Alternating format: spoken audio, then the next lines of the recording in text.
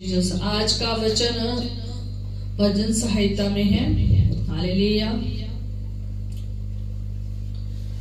आज हम परमेश्वर के वचन में से देखेंगे भजन संहिता जबूर और उसका 131 अध्याय और 3 वर्ष है इसकी, फर्स्ट सेकंड थर्ड, ठीक है, 3 वर्ष है इसकी। तो ये हम जबूर देखेंगे, भजन संहिता देखेंगे। और ये दाऊद का भजन है, ये उसकी यात्रा का गीत है। और ये दाऊद नबी कैसे खुदा से बातें कर रहा है, ये हमें इस साल में सीखने की जरूरत है कि हमने भी कैसे खुदा से बात करनी है। हालेलुया। और मैं पढ़ूंगी आपके सामने। है यहोवा, ना तो मेरा मन गर्व से और ना मेरी दृष्टि घमंड से भरी है, और जो बातें बड़ी और मेरे लिए अधिक कठिन है उनसे मैं काम नहीं रखता। हालेलुया। दाऊद एक बहुत ही अभिषिक्त खुदा का बंदा था, अभिषिक्त राजा था। और वो राजा होने के बावजूद, वो अभिषेक पाए हुए पर्सन के होने के बावजूद भी वो खुदा से ये कह रहा है कि है यहोवा, ना तो मेरा मन गर्व से और ना मेरी दृष्टि घमंड से भरी है।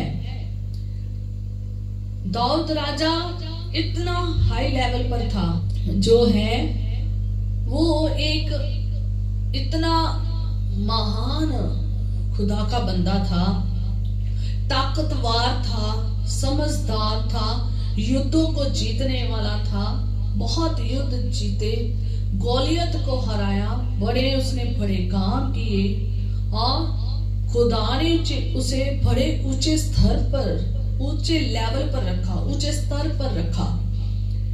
इतने ऊंचे स्तर पर भी जाकर वो खुदा से एक बात कहता है कि ना तो मेरा मन गर्व से, मतलब भी कोई भी घमंड से नहीं भरा है, मेरे मन में कोई भी घमंड नहीं आया है, और ना मेरी दृष्टि घमंड से भरी है। वो अपने दिल की बात कह रहा है, अपने मन की बात कह रहा है, वो अपनी आंखों की दृष्टि की बात कर रहा है। 2 चीजों की उसने बात की है। आज जब हम थोड़ा सा, हमें अभिषेक मिल जाता है, या आज खुदावन थोड़ा सा हमें ऊंचा कर देता है, तो लोगों के मन में क्या आ जाता है? मन में घमंड आ जाता है। वो दृष्टि फिर कैसे हो जाती है? ऐसे घमंड की तरह दूसरों को घमंड की रीति से क्या करते हैं? देखते हैं दूसरों को नीचा, अपने आप को बड़ा महान क्या करते हैं? समझते हैं। पर दाऊद नबी जो है, उसने वो काम किए हैं जो वहां पर राजा भी नहीं कर सकता था। जब दाऊद नबी एक छोटा बच्चा था, तब उसने गोलियत को मारा, और जो वहां का शाऊल राजा था और उसकी जो सेना थी, उसके जो सेनापति थे, वो भी ये काम नहीं कर पा रहे थे। पर लेकिन दाऊद एक छोटा सा बच्चा होकर उसने गोलियत को मार दिया। उसे किसी की भी सहायता की जरूरत नहीं पड़ी, किसी भी राजे की जरूरत नहीं पड़ी, किसी भी वहां के सेनापति की जरूरत नहीं पड़ी, उन्हें किसी भी वहां के पूरी मंडली की जरूरत नहीं पड़ी। उसे सिर्फ और सिर्फ जरूरत किसकी थी? खुदा की। उसने जो कुछ किया था खुदा में होकर किया था। वो गया भी खुदा के नाम से था, यहोवा के नाम से था, और काम भी यहोवा के नाम से करके आया है, और उसका नाम इतना ऊंचा हुआ। उन्होंने ये ललकार के जरिए दाऊद को बहुत ऊंचा किया। उसने बहुत सारी जंग को जीता, उसने बहुत सारे दुश्मनों को मार दिया है, उसने बहुत सारे बड़े काम किए हैं। और खुदा ने उसे हर परिस्थिति में संभाला है, उसकी रक्षा की, उसकी केयर की है। और वो पर्सन कितना हलीम हो गया है, हलीम हो गया है। ये नहीं है कि वो दिखाना चाहता है कि मैं बड़ा हलीम हूं, वो सच में हलीम था। इसलिए तो खुदावंद उसे पसंद करता था, इसलिए खुदा के मन के अनुसार पर्सन था। क्यों? क्योंकि उसके मन में घमंड नहीं था। आज इतना बड़ा हम बनते तो नहीं है, आज इतना खुदावंद ने उठाया भी नहीं होता। इंसानों के मन में घमंड भरा पड़ा है, मसीह लोगों के अंदर घमंड भरा पड़ा है। वो इतने घमंड हो गए, हम घमंडी हो गए ना, बाकी पासबान भी घमंडी हो जाते हैं जब खुदावंद उनको ऊंचा उठा लेता है, जब खुदावंद उन्हें जगह जगह इस्तेमाल करना शुरू कर देता है, बड़े बड़े काम करना शुरू कर देते हैं। फिर वो इतने ऊंचे पर चले जाते हैं कि फिर वो दूसरे लोगों को ऐसी दृष्टि में देखते हैं जिसमें क्या दिखता है? घमंड दिखता है। हम वो दूसरों को नीचा और अपने आप को ऊंचा करना शुरू कर देते कि मैं तो बड़ा अभिषेक पा लिया है, अब मैं बहुत ऊंचा हो गया हूं और सब मेरे कदमों के नीचे आए। ऐसा उनके मन की दृष्टि और ऐसा उनका मन हो जाता है, उनका मन ऐसा हो जाता है, उनकी दृष्टि ऐसी हो जाती है। आज कुछ लोग अभी कुछ भी नहीं बने होते। मैंने कई मसीहों को ऐसे देखा है जो कुछ भी नहीं है, कुछ भी नहीं है। अभी जीवन पुराना का पुराना ही है, अभी जीवन वही गुनाह वाला जीवन है। और उनमें तो ऐसा घमंड पड़ा ना गुनाह की वजह से। आते तो खुदा के चरणों में प्रार्थना भी करते, आराधना भी करते, गुनाह का जीवन भी व्यतीत करते हैं। इसी मुंह से आराधना करते हैं, इसी मुंह से गालियां, इसी मुंह से खुदावंद को कहते हैं कि तू बड़ा महान है, और इसी मन से वो खुदा को पुकारते हैं, और इसी मन से, इसी मन में से घमंड करके बैठे हैं कि हम तो बहुत क्या है, महान है, हम अकेले बहुत कुछ कर लेंगे। याद रखें, अकेले तब आप कर सकते हो जब खुदावंद का पाखरू आपके साथ है, जब उसका अभिषेक आपके ऊपर है, जब आप खुदा के मन के अनुसार हैं, तब आप कर सकते हैं। जब आप खुदा के मन के अनुसार नहीं चल रहे हैं, जब आप उसकी आज्ञा के वचन के अनुसार नहीं चल रहे हैं, तो आप कुछ भी नहीं कर सकते, आप कुछ भी नहीं कर सकते। जब आप खुदा के अनुसार चलना शुरू कर दोगे तो आपका मन भी गर्व नहीं करेगा, आपका मन घमंड नहीं करेगा, आप दूसरों को नीची दृष्टि में नहीं देखेंगे, घमंड की दृष्टि में नहीं देखेंगे। आप चाहे जितने मर्जी ऊंचे स्तर पर चले जाएं, आपकी निगाह उन पर भी होएगी जो गड्ढे में पड़े हुए हैं, जो दलदल में पड़े हुए हैं, जो गुनाह में पड़े हुए हैं, और जो परिस्थितियों में, बुरियों में पड़े हुए हैं, जिनको सहारे की जरूरत है, जिनको हेल्प की जरूरत है। आपकी दृष्टि फिर अनाथों के ऊपर भी होगी, विधवाओं के ऊपर भी होगी, और बेसहारों के, बीमारों के ऊपर भी होगी। आप उनके लिए एक अच्छा क्या करेंगे? प्रयोजन करेंगे, इंतजाम करेंगे, उनके लिए दुआएं करेंगे, प्रार्थना करेंगे। एक सच्चा मसीह, एक सच्चा सेवक वो ही है जिनके मन में घमंड नहीं है, जिनका मन साफ है, जिनके मन में कोई भी किसी भी तरह का ना तो पाप है, ना दुष्टता है, ना बुराई है। अगर आज देखा जाए, अगर आप बाइबल में देखेंगे तो शैतान जो था ना, वो इसलिए स्वर्ग में से गिरा दिया गया क्योंकि उसने घमंड ही तो किया था। वो मन ही मन क्या करता था? ये सोचता था कि मैं अपना सिंहासन परमेश्वर से भी ऊपर बनाऊंगा। वो मन ही मन में अपनी महिमा, अपने सब क्या करता था? अपने आप को खुदा की दृष्टि से भी ऊपर समझता था। मन ही मन वो अपने आप को बहुत महान समझने लग गया था। मन ही मन वो अपने आप के लिए योजनाएं, प्लान बनाने शुरू कर दिए थे कि खुदा के जो सिंहासन के ऊपर उसका सिंहासन होगा। ये उसने मन ही मन में गर्व करना शुरू कर दिया था कि मैं बहुत खास हूँ, मैं बहुत सुंदर हूँ, मैं तो बहुत महिमामयी स्वर्गदूत हूँ, मैं तो बहुत अच्छा दूत हूँ। मेरी तो सुंदरता ही कमाल की है, खुदा ने सचमुच उसे बहुत सुंदर, बुद्धिमान और सुंदर गाने वाला और साचों वाला बनाया था। मन में क्या आ गया? घमंड। आज बहुत सारे लोग ऐसा ही कर रहे हैं। सेम चल तो वो मसीह में रहे हैं, पर चल कैसे रहे हैं? घमंड में। चाहे आप स्टेज के इस पार खड़े हो तो चाहे स्टेज के आप उस पार खड़े हो, दोनों स्थिति में आपके मन में घमंड नहीं आना चाहिए। अगर आपको खुदावन ने गिफ्ट और टैलेंट्स दे दिए हैं, सेवकाइयां दे दी हैं, खुदा ने आपका अभिषेक कर दिया है, खुदावंद आपसे अद्भुत चिन्ह चमत्कार करामातें कर रहा है, खुदावंद आपको इस्तेमाल कर रहा है, खुदावंद आपको ऊंचे लेवल पर लेकर जा रहा है, खुदावंद ने अद्भुत रीति से आपके साथ बड़े बड़े अचंबे काम कर दिए हैं, अद्भुत काम कर दिए हैं, आपको बड़ी भरपूरी से पाक रूपिया आत्मा से भर दिया है, आप में बड़े अच्छे फल नजर आने शुरू हो गए हैं, वरदान नजर आने शुरू हो गए हैं, सेवकाइयां आप अद्भुत लगातार प्रार्थनाओं में जीवन व्यतीत कर रहे हैं, रोजा में जीवन व्यतीत कर रहे हैं, वचन के गहरे भेद आ गए हैं। कैसे भी आपको खुदावन ने सामर्थ्य से भर दिया है, तो आप में कभी भी घमंड नहीं आना चाहिए। मन आपका साफ होना चाहिए, आपकी दृष्टि, देखने की जो दृष्टि है ना, वो भी सही होनी चाहिए। जब आप खुदा की तरफ अपना मन रखो, जब आप उसके सामने जाओ, चाहे उसके सामने ना भी जाओ, अपने कामों में भी हो, आपका मन तब भी साफ रहना चाहिए। कि आप जब खुदा के सामने जाओ तब भी आपका मन क्या होना चाहिए? घमंड रहित होना चाहिए, बुराई रहित होना चाहिए। और जब आप अपने कामों में भी चले गए हो तब भी आपका मन ऐसा ही क्या होना चाहिए?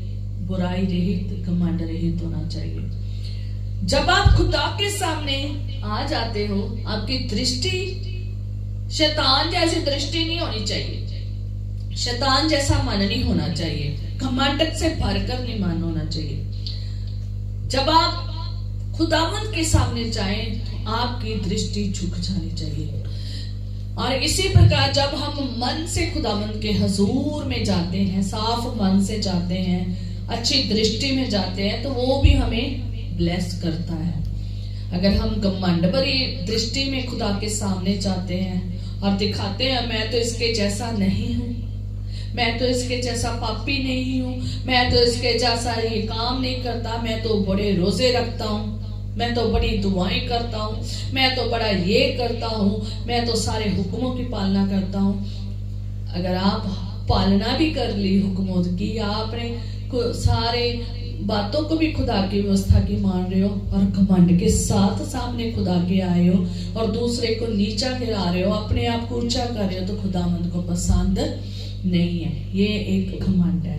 ये दाऊद राजा एक राजा हो गए, एक अभिषेक पाया होकर, इसके कितने अभिषेक हुए हैं और पाकर भी, अभिषेक पाकर भी ये अपने मन में गर्व नहीं रख रहा है, ये अपनी दृष्टि घमंड से भरी हुई नहीं रख रहा है।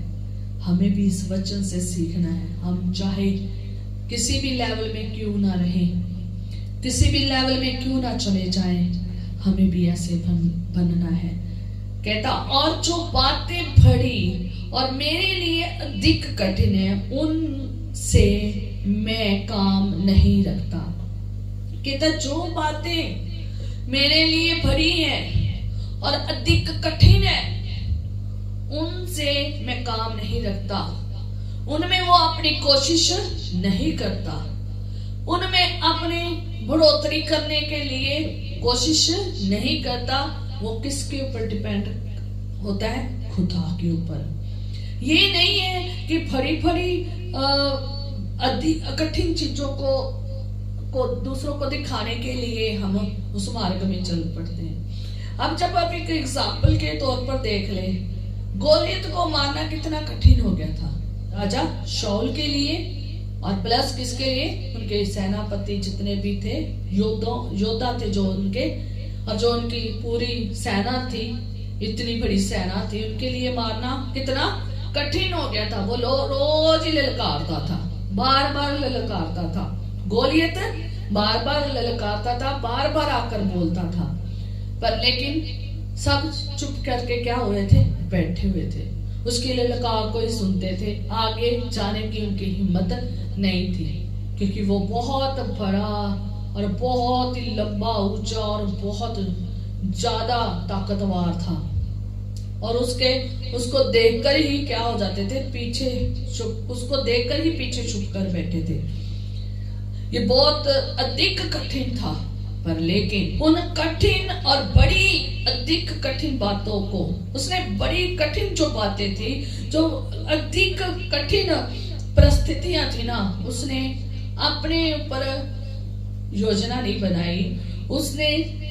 उसने अपना काम नहीं दिखाया। उसने किसका काम दिखाया है? खुदा का काम करके दिखाया है। उसने कहा मैं यहोवा के नाम से आता हूं। जब वो इस कठिन और बड़ी जगह में गया है ना, परिस्थिति में गया, तो उसने ये करके दिखाया। क्यों? क्योंकि खुदावंद के नाम से गया है। इसलिए जो दाऊद है वो कहते हैं मैं बड़ी और अधिक, जो मेरे लिए अधिक कठिन है। राजा जो दाऊद है, जबकि जो मर्जी कहे किसी सेना को तो वो कर सकते, वो लोग उसकी बात को क्या करेंगे? सुनेंगे। ठीक है, शाऊल ने उसका पीछा किया, उसका बचना बहुत कठिन था। हालेलुया। शाऊल जब उसके पीछे पड़ा तो उससे बचना बड़ा क्या था? कठिन था। ना तो वो घर रह सकता था, ना वो शहर में रह सकता था। दाऊद बंदा कहां बैठा है? कठिन जगहों में जाकर छुप कर बैठा है। ठीक है, उसके लिए बहुत कठिन हो गया था अपने आप को किससे बचाना? शाऊल से बचाना। ये उसके लिए बहुत कठिन बात हो गई थी, उसको समझाना और उसको उस कठिन रास्ते में से निकलना। पर लेकिन उसने उसमें भी अपना कोई काम नहीं किया। वो किसके ऊपर डिपेंड रहा? खुदा के ऊपर। खुदा के ऊपर डिपेंड रहा कि अब जो काम करेगा, जो कार्य करेगा, कौन करेगा? खुदा ही करेगा। जब उसे मौका भी मिला ना उसे शाऊल से मुक्ति पाने का, तब भी उसने अपना काम नहीं किया। उसने कहा खुदा ही करेगा। हालेलुया। मैं अभिषेक पाए हुए पर्सन को, मैं अभिषेक पाए हुए राजा को नहीं मानूंगा। अब इसका भी न्याय कौन करेगा? खुदा ही करेगा। याद रखें, अगर आपके सामने कुछ बातें कठिन हो गई हैं, बड़ी लग रही है, रास्ते बड़े लग रहे हैं, कठिन लग रहे हैं, कुछ लोग आपके जीवन में हैं जो शाऊल की तरह है, जो शाऊल की तरह आपके जीवन में चिपके पड़े हैं, जो आपका पीछा कर रहे हैं, जो आपकी निंदा कर रहे हैं, जो आपकी बुराई कर रहे हैं, जो आपके विरोध कर रहे हैं, जो आपको आपकी गलतियों को ढूंढ ढूंढ कर आपके ऊपर हमला कर रहे हैं, आपको ढूंढ रहे हैं कि आपको खत्म कर दिया जाए। याद रखें, ये सारी कठिन परिस्थितियों में आप कुछ भी ना करें, आप किसके ऊपर डिपेंड रहें? खुदा के ऊपर। वो अपना काम करेगा।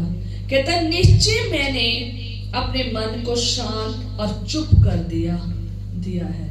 कहता अब मैंने क्या कर लिया? अपने मन को क्या कर लिया है?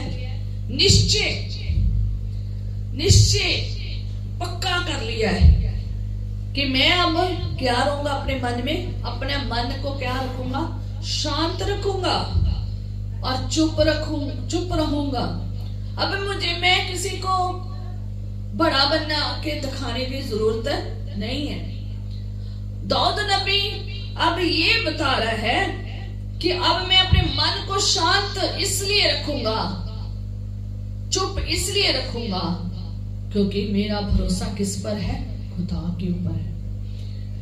उसने अपने मन में ठान लिया है, दाऊद नबी ने अपने मन में ठान लिया है कि अब मैं अपना मन शांत रखूंगा, अब अपने मन चुप रखूंगा, अपने मन में भी नहीं कोई बात करूंगा, मैं अपने मन में कोई प्लान नहीं बनाऊंगा, कोई योजनाएं नहीं बनाऊंगा, मैं किसी के विरोधता नहीं करूंगा, मैं मन में भी नहीं सोचूंगा कि मैं उसको जाकर ये बोलूंगा, मैं उसके साथ ये करूंगा। अब मैंने अपने मन को भी क्या कर लिया है, शांत कर लिया है। जो मेरे मन में बातें उठ रही है उनको मैंने क्या कर लिया है, शांत कर लिया है। जो मेरे मन में योजनाएं प्लान बन रहे हैं उन्हें मैंने क्या कर दिया है, खत्म कर दिया है। अब मैं चुप होकर किसके प्लान में रहूंगा, खुदा के प्लान में। अब मैं चुप होकर शांत होकर अपना जीवन व्यतीत करूंगा। कौन मुझे क्या करता है, मैं अब उसके विरुद्ध में कुछ नहीं करूंगा। दाऊद नबी की एक बहुत बड़ी सिफत थी कि जो खुदा के लोगों की बहुत इज्जत करता था। जिसने भी अभिषेक पाया था ना, वो खुदा के लोगों की बहुत इज्जत करता था, इसीलिए खुदावंद के मन को वो पाया है। उसने मुसीबत से निकलकर अपने जीवन को सफल बनाया। कारण पता क्या था, क्योंकि उसने सारे काम किसके ऊपर छोड़ दिए थे, परमेश्वर के ऊपर। याद रखें, आपके विरोधता में चाहे कोई भी क्यों ना हो, जो आपकी शांति को भंग कर रहा है, आप उनके तरफ देखे भी ना। आप उनके लिए कोई प्लान ना बनाए, कोई योजना ना बनाए, और कोई भी उनके साथ अपना ऐसा व्यवहार ना करे जो सही नहीं है। आप अपने मन को शांत रखें। मानते हैं कि आपकी परिस्थितियां बुरी हो सकती है, विचार उठ रहे होंगे, उनको क्या करें, शांत रखें। अगर आपके जीवन में कुछ ऐसे लोग हैं जो आपके मन को चुप नहीं रहने दे रहे और आपके मन को शांत नहीं रहने दे रहे, तो आप दाऊद नबी से सीखें कि शांत कैसे रहना है, कैसे शांत और चुप रहना है, और उसको खुदावंद के हवाले में छोड़ देना है, जो आपके आनंद को क्या कर रहा है, खत्म कर रहा है। वो क्या कर रहा है, उसे खुदा के हवाले में छोड़ दें। दूसरा, अगर आपकी परिस्थितियां, आपके सर्कमस्टांसेस, परिस्थितियां अच्छी नहीं है, बुरी है, जिससे आप शांत नहीं रह सकते, आप चुप नहीं रह सकते, उस परिस्थिति में भी अपने आप को क्या कर ले, शांत कर ले, चुप कर ले, खुदावंद की ओर दृष्टि करें, उसकी ओर ताके, और वो आपको आजाद करेगा। हालेलुया। वो आपको और शांति बख्शेगा और कठिन बातें सिखाएगा, ताकि आप कठिन रास्तों में से निकल सके। हालेलुया। आप शांत रहें। आप किसी को अच्छा बनाने की, अच्छा दिखाने की जरूरत नहीं है। आज की डेट में किसी को भी अपना अच्छापन दिखाने की जरूरत नहीं है। अगर आप अच्छे हो तो आपका अच्छापन अपने आप क्या होगा, जाहिर हो जाएगा। कोई समझे या ना समझे, इससे आपको कोई लेना देना नहीं। आपको किसको दिखाना है, खुदावंद को। आपने खुदा के सामने दृष्टि में सही रहना है। हालेलुया। आप कैसी भी परिस्थिति क्यों ना हो, आप अपने मन को शांत रखें, अपने मन को चुप रखें, उस मन को बोलने ना दें। क्योंकि जब मन अंदर ही अंदर बवाल खड़े कर देता है ना, अंदर जब मन में बहुत सारी बातें उठनी शुरू हो जाती ना, हमारा शरीर भी वैसे ही एक्ट करता है। हमारा शरीर भी वैसे एक्ट करता है। अगर हमारे मन में शांति नहीं है ना, तो हमारा घर भी शांत नहीं होगा। हम जहां जहां जाएंगे वहां वहां शांति नहीं होगी। अगर हमारा मन में बहुत सारी बातें उठ रही ना, हमारा मुंह चुप नहीं रहेगा, हम बोलते जाएंगे। और जब हमारे मन में क्रोध होगा तो हम बाहर भी क्या रहेंगे, क्रोध में रहेंगे। और क्रोध में बहुत सारे क्या हो जाएंगे, गुनाह हो जाएंगे। इसलिए अपने मन को शांत रखना, अपने मन को चुप रखना सिखाएं। क्योंकि कई लोग बाहर नहीं बोलते हैं, पर मन ही मन बहुत सारा लोगों को कर्ज दे देते हैं, शराप दे देते हैं, उनके लिए बुराई मांगते हैं, उनके लिए गलत मांगते हैं, उनको बहुत सारा क्या करते हैं, अलग अलग तरीके से उनके नाम लेते हैं। बुरे व्यवहार, उनके दिल में एक पाप होता है दूसरों के प्रति। इसलिए अपने मन में ऐसा बना ले, अपने मन को ऐसा बना ले कि आपके अंदर ये चीजें ना हो। अपने मन को शांत रखें, अपने मन को चुप करें। जब आपका मन गलत गलत बातों को बोलने के लिए आपको क्या करे, उत्तेजित करे, तो आप उसे कहें चुप कर जा। मैं हमेशा अपने मन को, जब मेरे मन में कोई, मैं ऐसे काम कर रही हूँ तो मेरे मन में किसी आए ना कि इसने तुम्हारे साथ सही नहीं किया,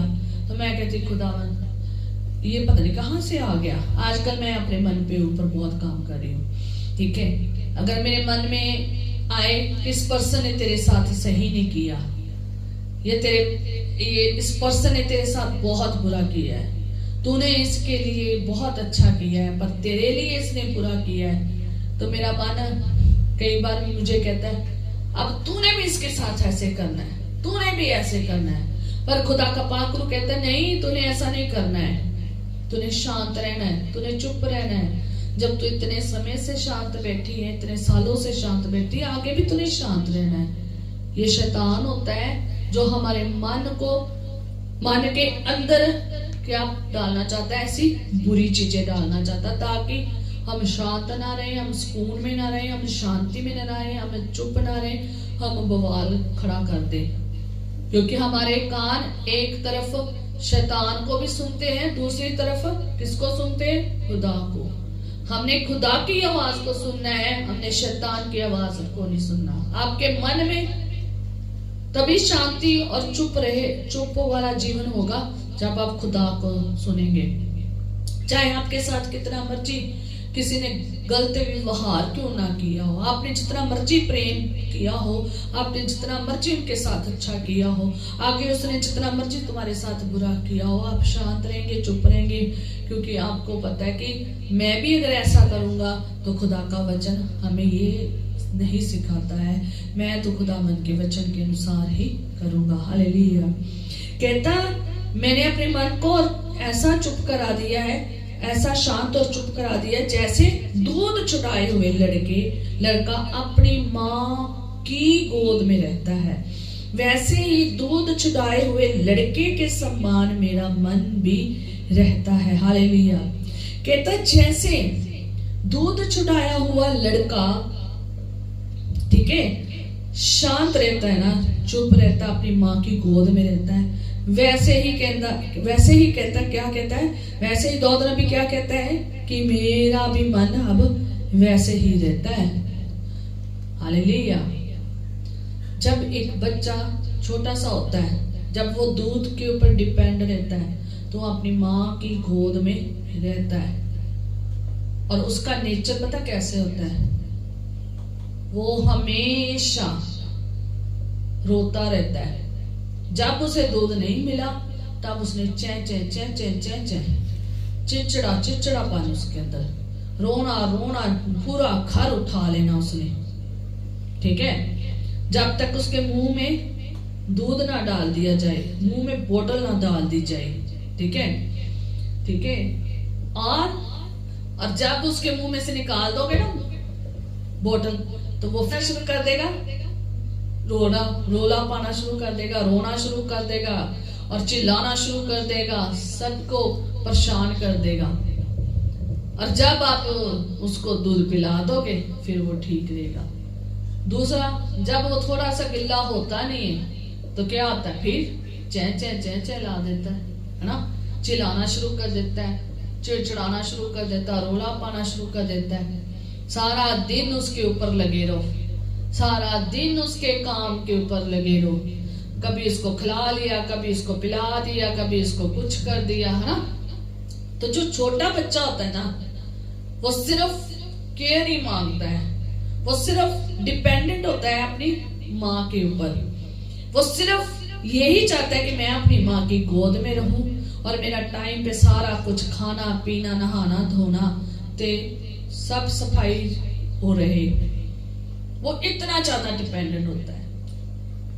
पर लेकिन जब उसका दूध छुड़ा दिया जाता है, जब वो अपनी माँ का दूध छोड़ देता है, अब वो सिर्फ क्या करता है, अब वो अपनी माँ की गोद में तो रहता है, अपनी माँ के ऊपर डिपेंडेंट तो रहता है, पर वैसे चिपका नहीं रहता, वैसे वो चिल्लाता नहीं है, वैसे वो रोता नहीं है, वैसे वो चिड़चिड़ा नहीं होता, वैसे वो गुस्सा नहीं होता, वैसे वो पूरा घर नहीं उठाता, पर लेकिन शांति से उस भोजन के ऊपर डिपेंड हो जाता है जो क्या है दूध से ऊपर है, जो क्या है खा पी सकते हैं। छोटे बच्चे के समान हमें नहीं बने रहना चाहिए।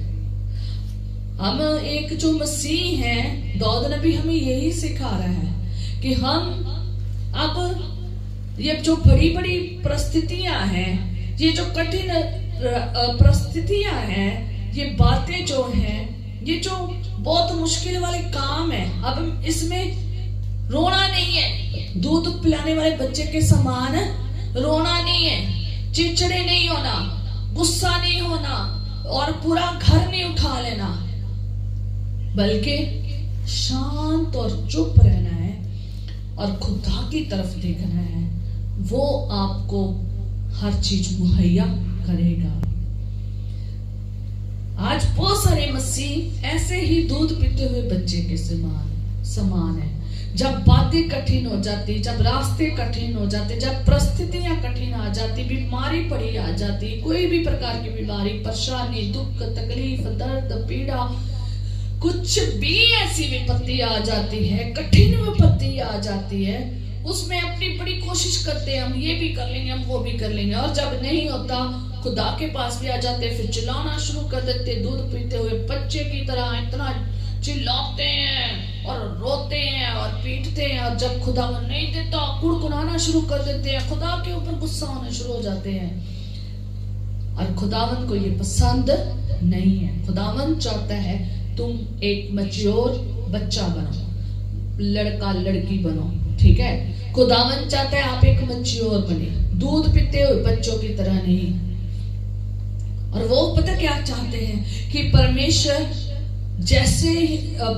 हमारी कैसे सुने, कि जैसे ही हमारे ऊपर बीमारी आ गई, हमें दुआ की भी जरूरत ना पड़े। अगर हमने एक बार दुआ कर दी ना, तो जल्दी जल्दी से हमें खुदावन क्या कर दे, ठीक कर दे।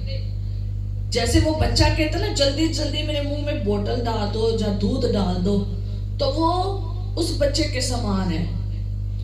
उनकी भी ख्वाहिश ऐसी हो जाती है, वो भी कहते हैं जल्दी जल्दी अब हो जाए, और ऐसे ही अगर नहीं मिलता तो ऐसे ही चलाते रहते हैं जैसे बच्चा चलाता रहता है, और चिल्ला चिल्ला घर पूरा उठा लेता है।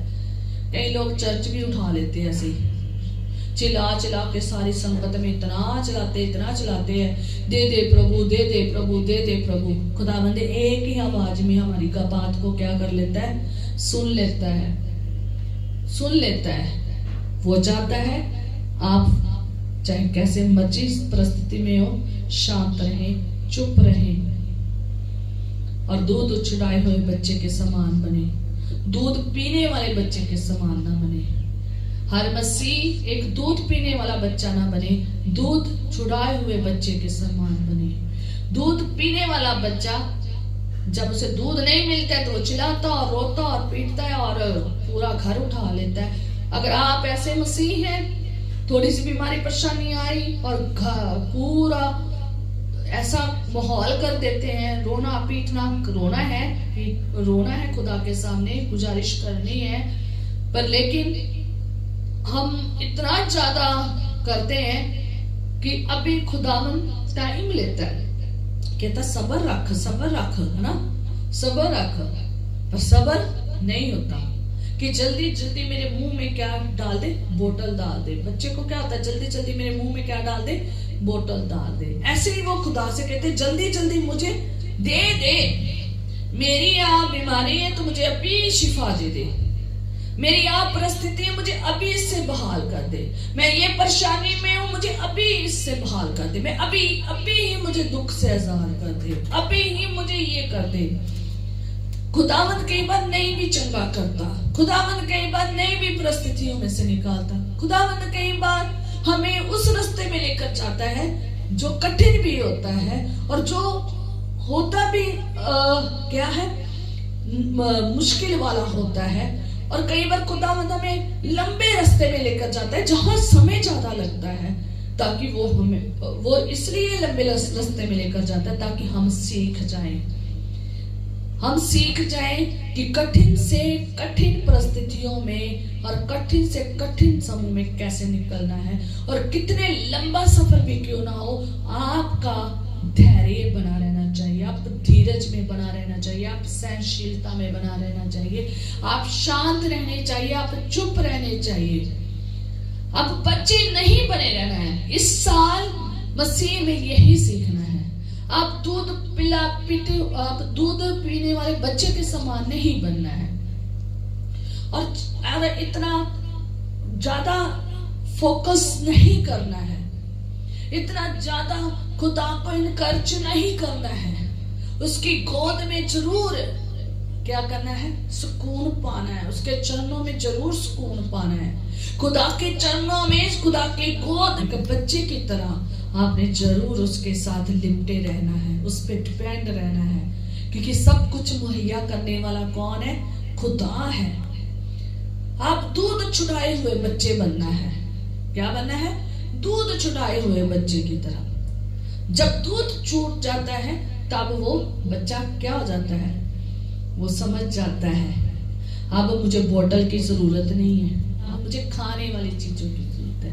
और जो खाना है ना वो बहुत ज्यादा जरूरी है, ठीक है, वो ज्यादा ग्रोथ करता है। अब हमें छोटे बच्चे की तरह नहीं बनना, अब मैच्योर बच्चे की तरह बनना है।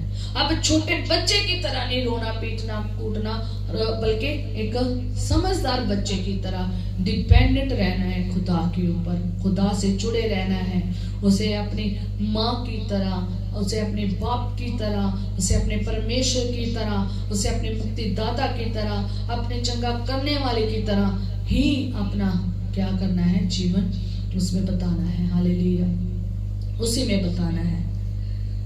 दूध चढ़ाए हुए लड़का जैसे अपनी माँ की गोद में रहता है ना, हमें वैसे अपने परमेश्वर की पास, उसके चरणों में रहना है और उसके ऊपर डिपेंड रहना है। परिस्थितियां चाहे जितनी बुरी क्यों ना हो और जितनी अच्छी क्यों ना हो, हालेलुया, ये नहीं है कि अब हमारे पास सब कुछ आ गया है और हम बड़े प्रफुल्लित हो गए हैं, हमारे पास बहुत खुशियां आ गई हैं, बहुत हमारे पास आशीषें हो गई हैं, और फिर खुदा की गोद को भूल जाएं, फिर हम माँ की गोद को भूल जाएं, फिर हम खुदा के चरणों में आना भूल जाएं। बहुत सारे लोग जब बहुत सारे ऊंचे लेवल पर चले जाते हैं और बहुत आशीष पा जाते हैं, बहुत अभिषेक पा जाते हैं, बहुत रूहानी जिस्मानी आशीषें पा जाते हैं, खुशियां और आनंद में होते हैं ना, तब भी वो कई लोग खुदावंत को क्या कर देते हैं, छोड़ देते हैं। वो अपने आनंद में मगन हो जाते हैं, अपनी जिंदगी में मगन हो जाते हैं। कौन मगन हुआ था? राजा सुलेमान। राजा सुलेमान मगन हो गया था। वो अपनी रानियों में मगन हो गया, उनकी सारी चीजों में मगन हो गया, वो अपनी इतनी सारी धन दौलत शोहरत में मगन हो गया। हमें इतना मगन नहीं होना, हमें अपने सृजनहार को याद रखना है। कहता है जवान अपनी जवानी में अपने सृजनहार को क्या कर, चेते रख, याद रख। इसलिए हमने अपनी जवानी में परमेश्वर को क्या करना है, याद रखना है। उस छुड़ाए हुए लड़के की तरह अपनी माँ के पास रहना है, अपने खुदा के पास रहना है। खुदावंत का वचन कहता है माँ तुझे भूल सकती है, जो दूध पिलाने वाली माँ तुझे भूल सकती है, पर मैं तुझे कभी ना भूलूंगा। वो एक ऐसा बाप है और एक ऐसी माँ है जो आपको कभी भी नहीं छोड़ सकती। मैं सच में जिस दिन से मेरी मम्मी मेरा डैडी चला गया ना खुदा के पास, स्वर्ग में चला गया, मैं स्वर्ग में इसलिए कहती हूँ क्योंकि वो खुदा में थे, इसलिए मैं पूरे डट के कह सकती हूँ कि वो स्वर्ग में गए हैं, क्योंकि उनका जीवन खुदा में ही व्यतीत हुआ है।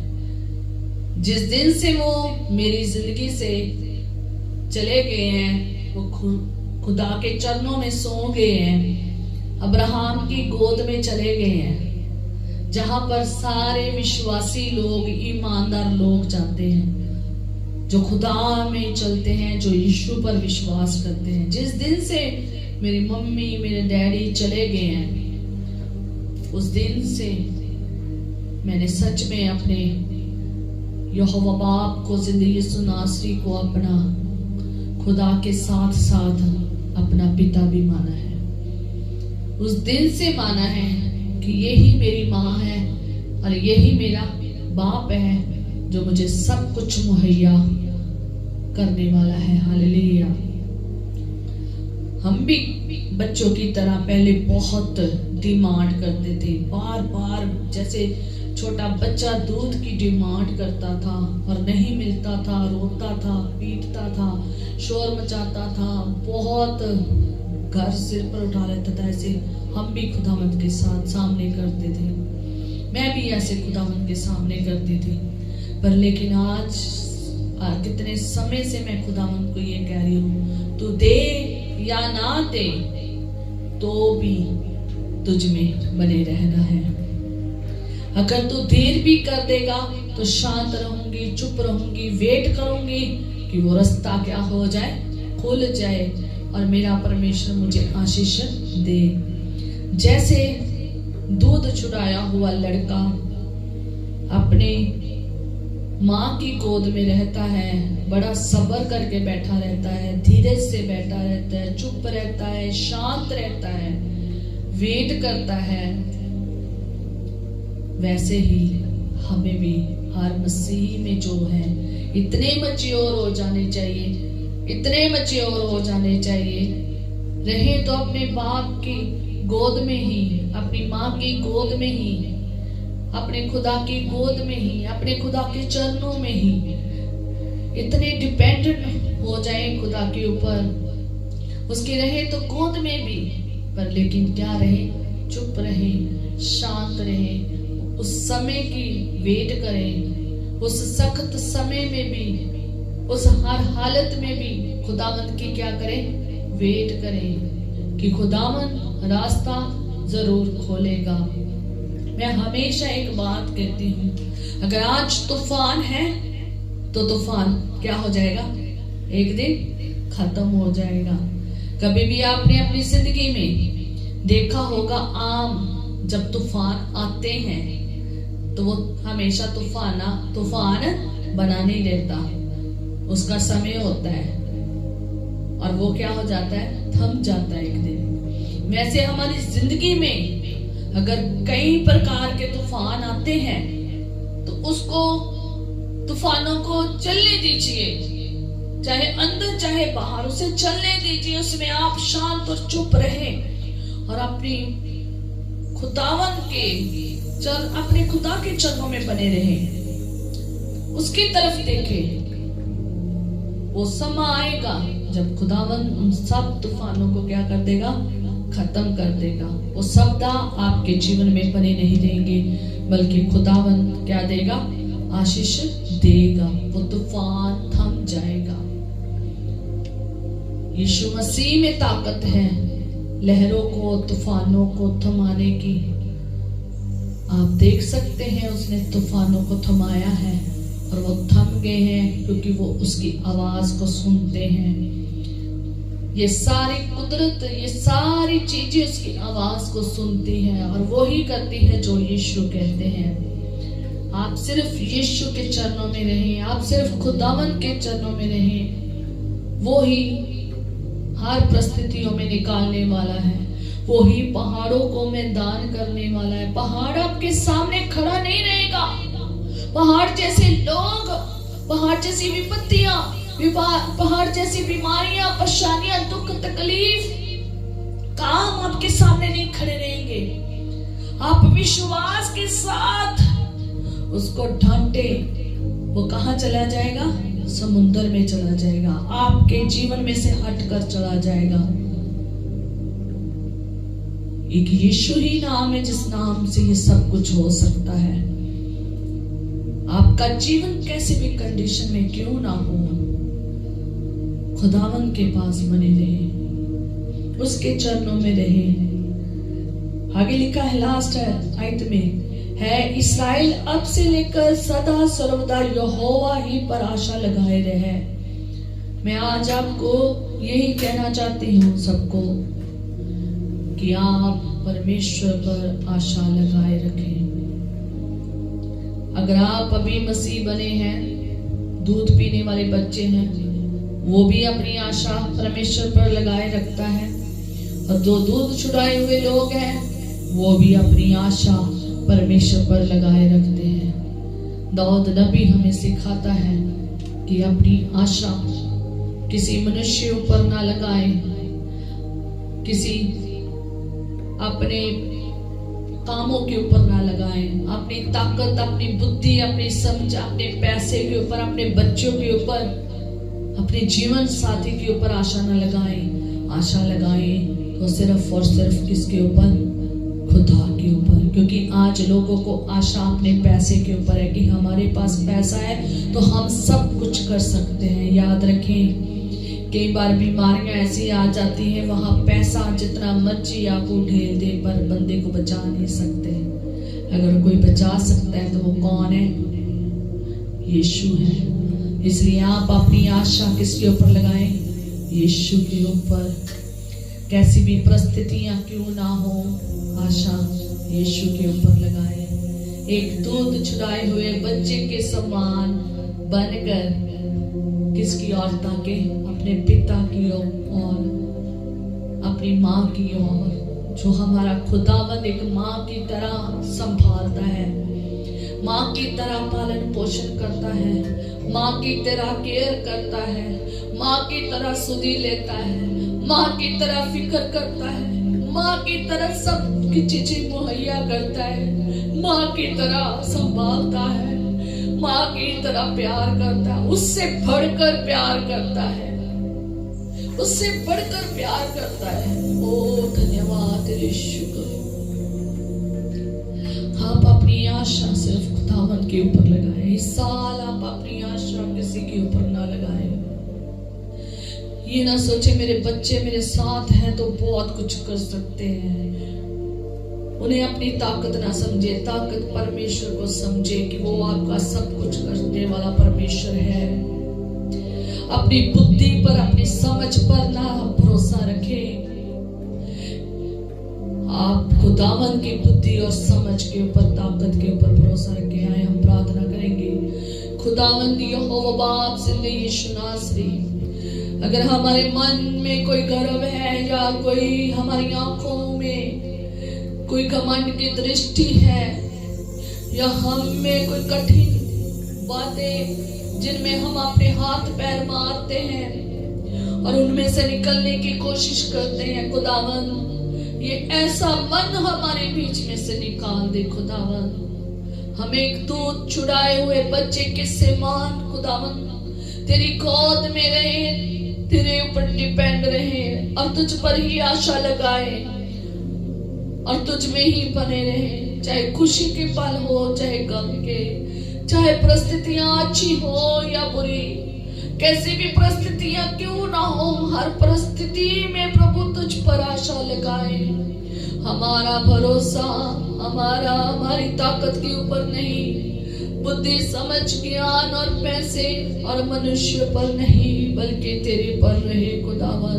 हमारी आशा हमेशा तुझ में बनी रहे खुदावन। ऐसा मन दे जो साफ और सुथरा हो, जो घमंड रहित हो, जो क्षमा करने वाला हो, प्रेम करने वाला हो, मोहब्बत से भरा हो, सच्चाई से भरा हो, जो दूसरों के कदर करने वाला, जो दूसरों से प्यार करने वाला हो। हमारा मन ऐसा हो खुदावन जैसे तुम्हारा मन है खुदावन, जैसा यीशु तुम्हारा मन है खुदावन। हमारा मन ऐसा हो खुदावन, पाकरो हमें ऐसा मन बख्श खुदावन। हमारे जीवन में कठोरता खत्म होने पाए, अटीला मन खत्म होने पाए। हमारे सबके मनों को खुदावन शुद्ध कर दे, पाक कर दे। तेरा वचन कहता है मैं तुझ तुझे नई आत्मा दूंगा, एक नया हृदय दूंगा। कठोर और हठीला हृदय में तुझ में से निकाल दूंगा।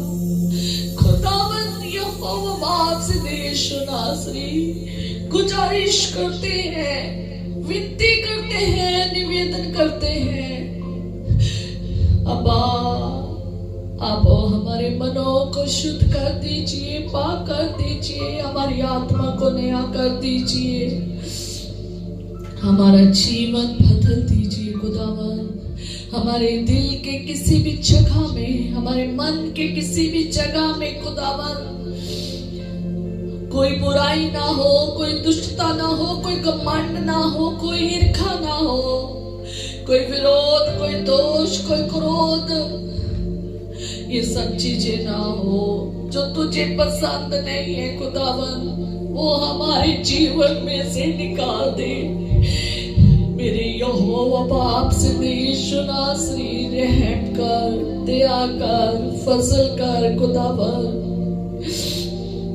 हमारे मनों को आप ही शुद्ध कर सकते हैं खुदावन। ओ मेरे यहोवा बाप अपने लोगों के ऊपर रहम कर। आज जो अपने मन में खुदावन कोई भी बुराई लेकर बैठे हैं, दुष्टता लेकर बैठे हैं, परेशानियां, दुख, तकलीफ, दर्द, पीड़ा, गुस्सा, प्रभु उनके जीवनों को बदल दे खुदावन। नरम मन दे दे खुदावन, नरम स्वभाव दे दे खुदावन, प्रेम भरा, शांति से भरा हुआ, आनंद से भरा हुआ, दया से भरा हुआ, कृपा से भरा हुआ, ओ सहज स्वभाव वाला, धीरज वाला, सेल्फ कंट्रोल वाला, नम्रता वाला खुदावन मन दे दे खुदावन। दया कर खुदावन, हर बच्चे, बुजुर्ग, जवान को वो मन दे जिससे तू पसंद होता है, जिससे तू प्रसन्न होता है खुदावन। हमारा मन तुझे प्रसन्न कर सके, हमारा मन प्रभु ऐसा हो जो तेरे योग्य हो खुदावन। जैसा दाऊद का मन था खुदावन, जैसा दाऊद का मन था खुदावन, तेरे मुताबिक था खुदावन। हमारा मन भी तेरे मुताबिक हो खुदावन। तू हमारे जिंदगी में अपना बड़ा काम कर खुदावन। मैं सारा चला, सारी इज्जत तुझे देती हूँ खुदावन। इस पूरा हफ्ता हमारे साथ रहना, हमारी मदद करना, हर चीज में हमारी सहायता करना। हम अपना हर पल, अपनी हर घड़ी, अपना रुचि, संचार, तन, मन, सब कुछ तेरे हवाले करते हैं। इन सब का रुचि, संचार, तन, मन, सब कुछ तेरे हवाले करते हैं। इनके पूरा समा तेरे हवाले कर देते हैं खुदावन। इनकी जिंदगियों को तेरे हवाले करते हैं। रूहानी तौर पर भी ब्लेस करना, जिस्मानी तौर पर भी ब्लेस करना खुदावन। किसी भी चीज की कमी ना आने देना खुदावन। तू अपना बड़ा काम कर खुदावन, तू अपना बड़ा चमत्कार करामात कर खुदावन। तू ही है महान परमेश्वर। आप इनके जीवनों को बदल दीजिए, बदल दीजिए। हो रे बेशनरो सिक्के ले रियंदनरो। आज कठोर मन बदल जाए यीशु के नाम से। आज हठीले मन बदल जाए यीशु के नाम से। आज हर निर्दयी मन बदल जाए यीशु के नाम से। आज क्षमा रहित मन बदल जाए यीशु के नाम से। आज उनमें तेरा प्रेम, आनंद, शांति, धीरज भर जाए यीशु के नाम से। यीशु के नाम से उनके मन में तेरा प्रेम, आनंद, शांति मांगते हैं। ओ बड़ी आशीष आके ठहर जाए यीशु के नाम से। आमीन।